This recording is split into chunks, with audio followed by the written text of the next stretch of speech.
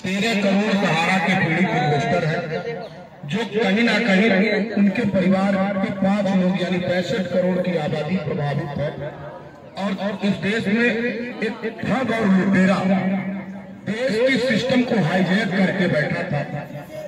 आज वो दुनिया में नहीं है, लेकिन आज भी उनके प्रबंधन के लोग तमाम सहारा पीड़ितों के पैसे को डकार के बैठे हैं और उनके साथ कदम से कदम मिला करके उस भ्रष्टाचार को संरक्षण भारत की सरकार दे रही है। 27 तारीख से हम लोग लगातार अनवरत धरना पे हैं। अभी कल हमारा धरना रामलीला मैदान पे था।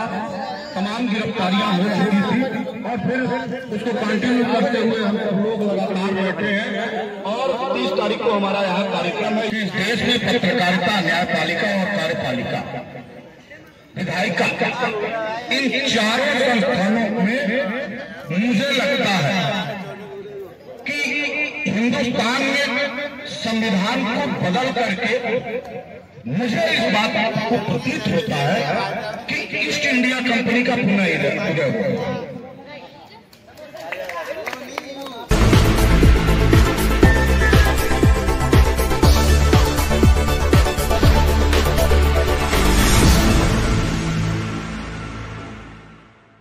मंच में आप सभी पदाधिकारियों का हृदय से आभार, अभिनंदन।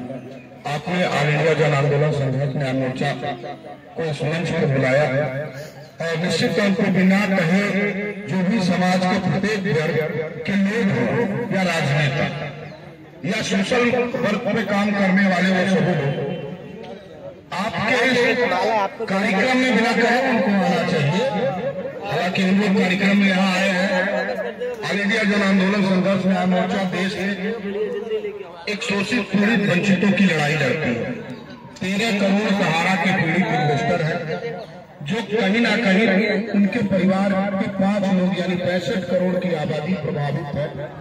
और इस देश में एक ठग और लुटेरा देश के सिस्टम को हाईजैक करके बैठा था। आज वो दुनिया में नहीं है, लेकिन आज भी उनके प्रबंधन के लोग तमाम सहारा पीड़ितों के पैसे को डकार के बैठे हैं और उनके साथ कदम से कदम मिला करके उस भ्रष्टाचार को संरक्षण भारत की सरकार दे रही है। 27 तारीख से हम लोग लगातार अनवरत धरना पे हैं। अभी कल हमारा धरना रामलीला मैदान पे था। तमाम गिरफ्तारियां हो चुकी थी और फिर उसको कंटिन्यू करते हुए हम सब लोग लगातार बैठे हैं और 30 तारीख को हमारा यहाँ कार्यक्रम है। इस मद्देनजर हम इस जगह पे अपनी पूरी प्लानिंग के लिए आए थे। आपका धरना था और आपने मुझे मंच दिया। मैं बात क्या कहूँ, मैं अभी चर्चा कर रहा था। हमारे कुछ पत्रकार साथी सामने आपको देख रहे थे, आपकी बात सुन रहे थे। काफी अच्छे पत्रकार यहाँ हैं। मैं इस नाते उनको अच्छा पत्रकार कह रहा हूँ कि इस देश में पत्रकारिता, न्यायपालिका और कार्यपालिका, विधायिका, इन चारों संस्थानों में मुझे लगता है कि हिंदुस्तान में संविधान को बदल करके मुझे इस बात को प्रतीत होता है कि ईस्ट इंडिया कंपनी का पुनः उदय हुआ। और आज ये चर्चा चल रही थी, मैंने पहले कहा कि यहाँ पत्रकार को साथी बैठे हैं। वो पत्रकार साथी जब हम आजादी में कभी देखते थे, सुनते थे, हमारे पूर्वज हमको बताते थे, किताबों के पन्ने में पढ़ते थे कि लोग ईस्ट इंडिया कंपनी के तमाम अधिकारियों से डरते हुए अपनी कलम चलाते थे और एक बात से 2 बात अगल बगल से लोगों तक ले जाके पहुंचाते थे, तब वो बात पहुंचता था।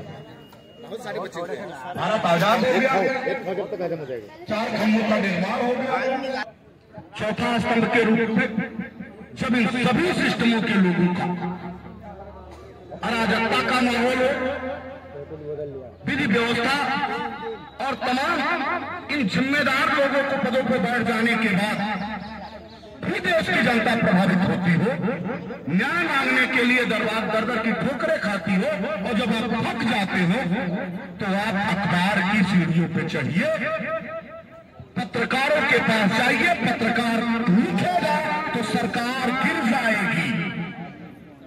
पत्रकार लिख देगा तो सरकार बन जाएगी। ये नकेल के रूप में पत्रकारिता भी रखी गई और उसको कहा गया ये चौथा खंभा है, लेकिन ये चारों खंभों की मूल पत्रकारिता आज अपने धर्मों से विरक्त हो गई।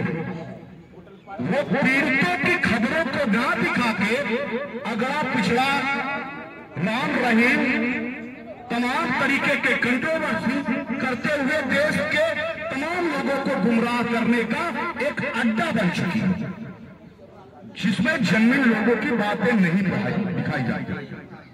दिखाई जाती है तो तमाम पूंजीपतियों और उद्योगपतियों द्वारा प्रायोजित विज्ञापन और सरकार जो कर रही है, सरकार जो दिखाना चाहती है, सरकार जो अनुपालन कराना चाहती है, उसके एजेंट की भूमिका निभा रही है।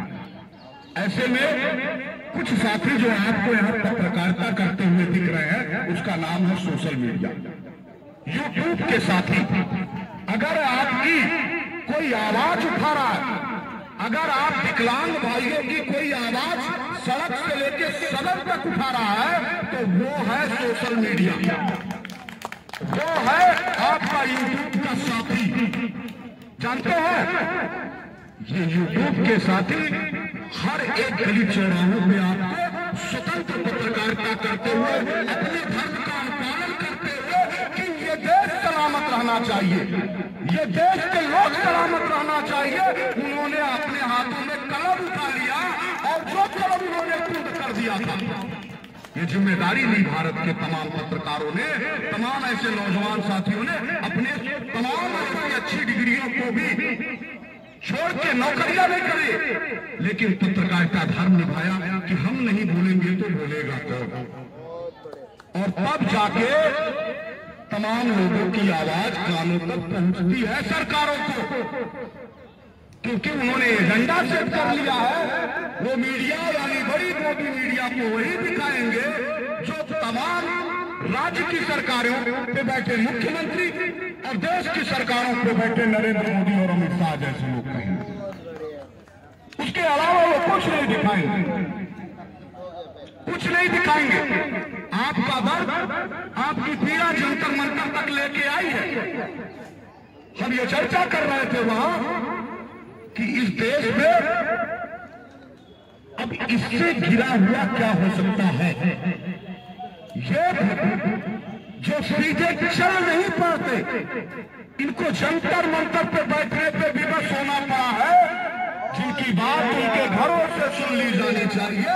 अगर ऐसी सरकार है जो संसद के सदन के सामने विकलांग भाइयों को बैठने पे मजबूर करती हो, तो मुझे लगता है कि अब समय आ गया है कि इस पूरी व्यवस्था परिवर्तन की जरूरत है। जरूरत है इस पूरी व्यवस्था परिवर्तन की। विकलांग हो, गरीब हो, किसान हो, बेरोजगार हो, सहारा से जुड़े हुए तमाम चिट फंड कंपनियों के 13 करोड़ से लेकर 42 करोड़ परिवार के लोग हो, आप गरीबों की बात क्यों नहीं सुनते भाई? आप किसानों की बात क्यों नहीं सुनते? आप बेरोजगारों की बात क्यों नहीं सुनते? 100 साल के बाद भगत सिंह को सदन के सामने क्यों आके खड़ा होना पड़ रहा है? ये बता रहा है कि बेरोजगारों की संख्या बढ़ गई है, ये बता रहा है कि भ्रष्टाचारियों की संख्या बढ़ गई है, ये बता रहा है कि तमाम तरीके के अपराध आपके इस राज्य में हो गई है। अगर यही राम राज्य है तो इस राम राज्य को बदलने की जरूरत है, इस राम राज्य को।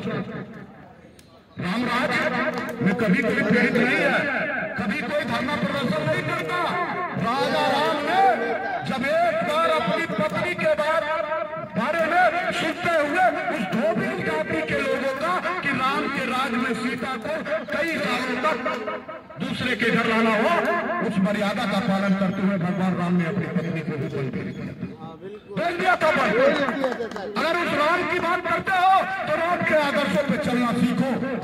राम ने कभी भी किसी जाति, धर्म, मजहब, पंथ की बात नहीं करी।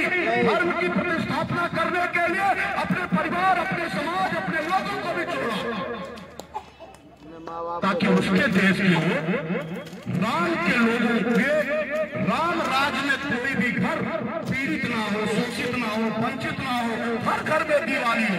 जरा बताइए ना भाई कि जिस पीड़ा और दर्द से लेके आप यहाँ बैठे हैं, तमाम परिस्थितियों के बाद भी आप सही से आप चल के विभिन्न राज्यों से हो सकता हो आए हो, कितनी झेल के आए होंगे अपनी बातें मनवाने के लिए। एक भी राष्ट्रीय चैनल यहाँ बैठ के आपकी बात सुन रहा क्या? सुन रहा क्या? सरकार का कोई प्रतिनिधि आपको यह बात कहने के लिए यहाँ आया कि भाई तुम क्यों आए हो? कोई नहीं आया क्या? नहीं आएगा। आया कौन? आप देखिए ना चारों तरफ घूम के, जैसे ब्रिटिश काल में ईस्ट इंडिया कंपनी के घोड़ों के नालों के टाप के रूप में उनके सिपाही चारों तरफ से देश के लोगों को घेरते थे, उनको अपनी बात कहने की आजादी नहीं थी। ऐसे ही देश में यहाँ दिल्ली में बैठी पुलिस चारों तरफ से आपको घेर के बैठी। आतंकवादी क्या है? अपराधी है क्या जो हमारी बात को सुनने और कहने के लिए इस जगह पर मात्र 2 घंटे का परमिशन दे दिया जाता है? लाखों दर दिल से लगाए बैठे हैं, आंखों अश्कों को आंखों में छुपाए बैठे हैं, तब तक न जाए जमीन पे आंसू कहीं मेरे, इसीलिए तो हम मुस्कुराए बैठे हैं। आपकी पीड़ा तो बेहद असहनीय पीड़ा है, मानवता की पराकाष्ठा। अगर जो व्यक्ति आपकी जो सरकार आपकी मांगों को न माने तो मुझे लगता है उससे न्यूनतम सरकार कोई है। आप जो भी मुद्दे लेके यहाँ आए हैं, मैं इस मंच के माध्यम से भारत की सरकार से कह रहा हूँ, अविलंब तुरंत विधिक कार्रवाई करते हुए इनकी सभी मांगे मांग ली जानी चाहिए। ये देश के लोग कर रहे हैं, पूरा भारत कर रहा है कि आपकी मांगे मानना नितांत आवश्यक है। और मैं आपसे कहता हूं कि 13 करोड़ इन्वेस्टर के लगभग 65 करोड़ की आबादी के प्रत्येक परिवार के लोग जो सहारा के पीड़ित हैं, आपके साथ आपकी जन्मी मांगों के साथ खड़े हैं। आप जब भी आवाज दीजिएगा, ऑल इंडिया जन आंदोलन संघर्ष न्याय मोर्चा के लोग आपके परिवार आपके लोगों के साथ खड़े होंगे। धन्यवाद।